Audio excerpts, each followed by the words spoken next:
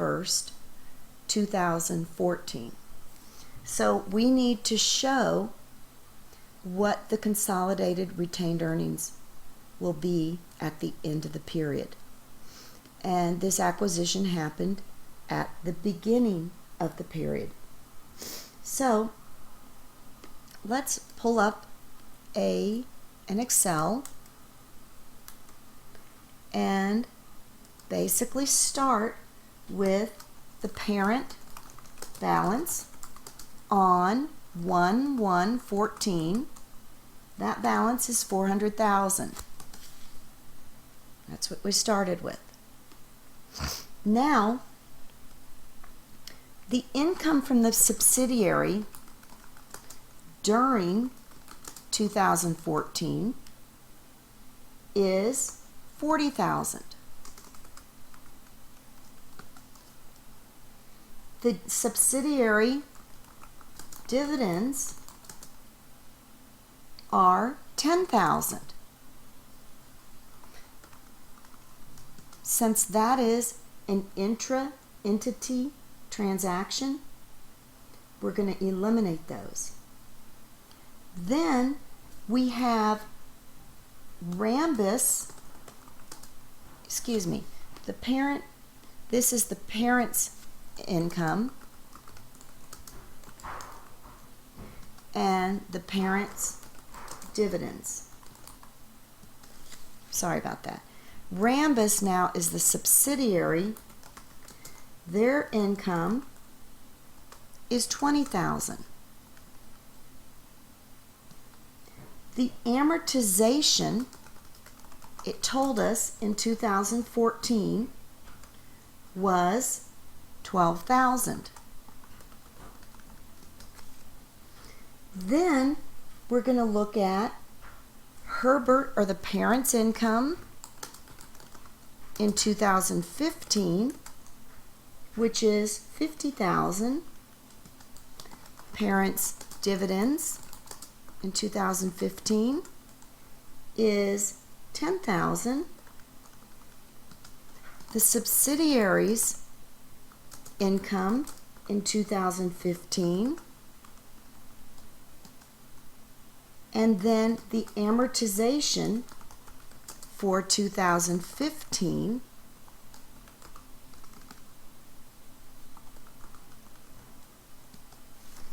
so we should show a consolidated retained earnings on the books for the end of 2015 to be $496,000.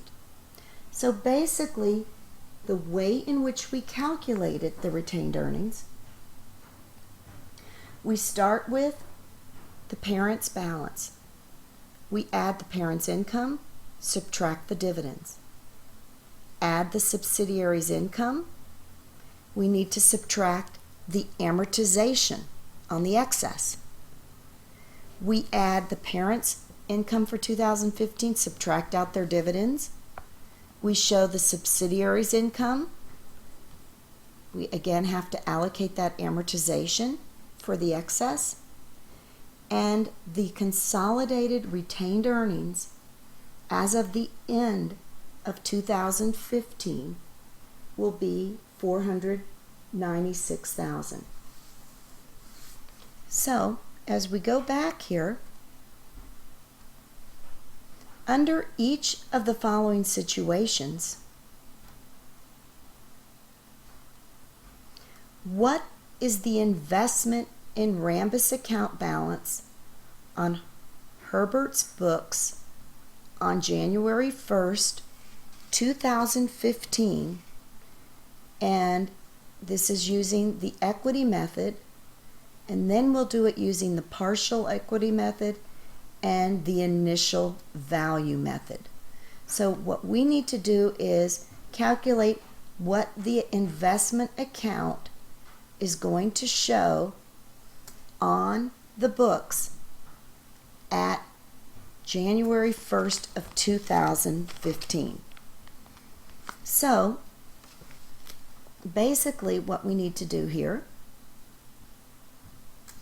is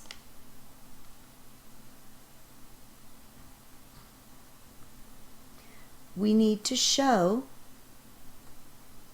the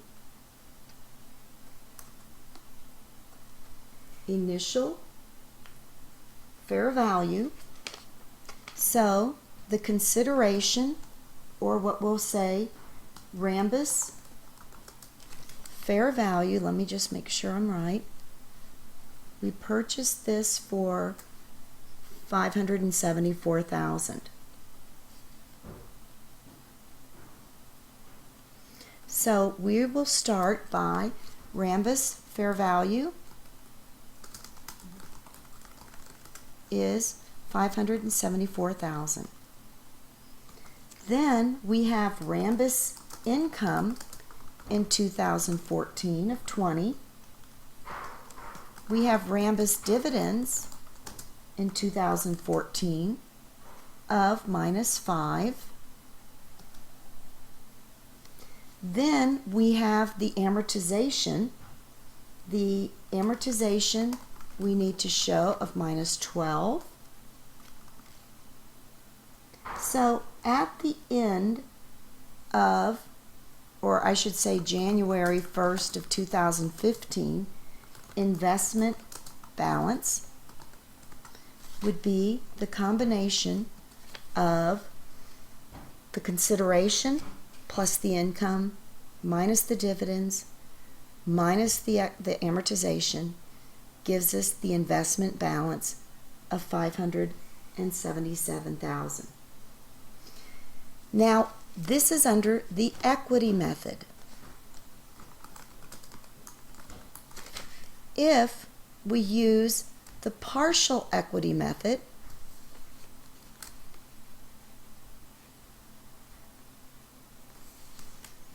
what we'll do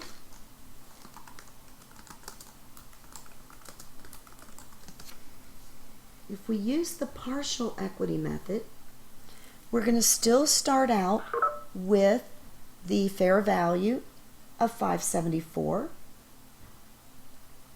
We're going to have the income of $20,000.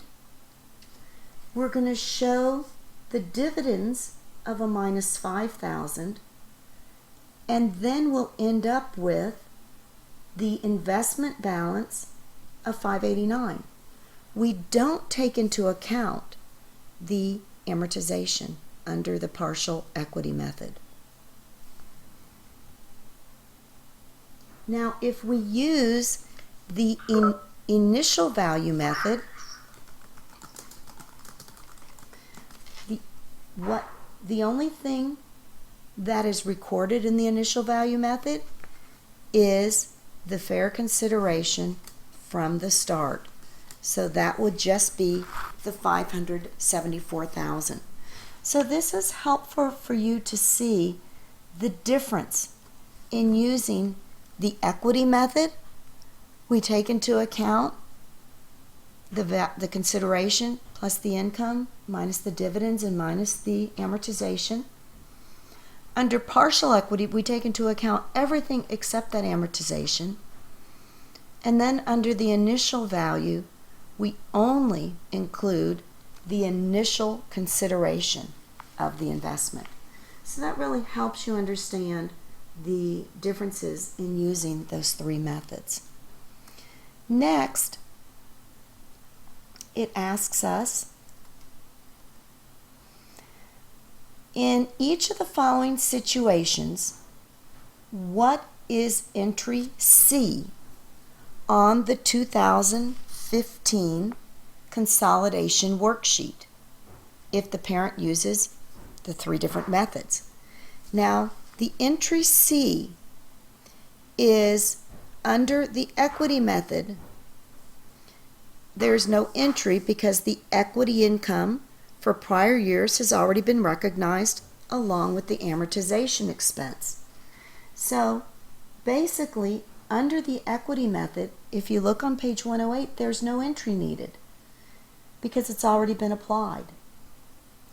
If you look under the partial equity method, we need to just add the excess amortization expense for prior years. So in that case, under the partial equity method, we will need to allocate the amortization in 2014 of $12,000. That needs to be shown as the entry. So the manner in which we will provide that would be to show on the books a debit to retained earnings of $12,000, and we'll have a credit to investment in Rambus to record that amortization. Because in the partial equity method, they don't record that in determining the investment balance. Now, under the initial value method, as you can see on page 108, and you can see here, they have not recorded much here. We need to show the amortization, and dividend income has been recorded by the parent. Rambus reported net income of 20. So the parent's missing out on reporting the 15,000 because under the initial value method they report the dividends, which were 5, but Rambus shows 20,000 in income. So we're off 15,000, and then in addition to being off 15,000, we need to allocate the amortization. So under the initial value method, we need to take into account the income. We've already recorded the 5,000 in dividends. So the net effect here is 15,000 in income that needs to be recorded. But the amortization of 12,000 needs to be shown. So it truly ends up with a $3,000 increase into the investment. So we'll show investment in Rambus of 3,000, and we'll add retained earnings of 3,000. So as you can see, based on this initial value method, all they recorded were the dividends. So we need to adjust to prepare consolidated financial statements, to adjust those internal recordings to come up with truly what the investment is in Rambus. So basically, what we're trying to do here is help you see how these 3 internal methods can be utilized. But then when we go to consolidate the financial statements, how we need to create adjustments for which method they're using in order to come up with our consolidated financial statements. How's everyone doing here? Is anyone here still? Are you here? Ooh, are you here in Delissa and Agbeston? Looks like you guys are here. Are you? Still here. Good. Do you guys mind if we take a 5-minute break and we continue working, or how are you guys doing? Up to you, I don't care. Well, is that all right? We'll take a 5-minute break. We're going to come back and we're going to continue to work on, we'll start with next number 16, because I think with all of this, the best way we learn is to just go over the problems.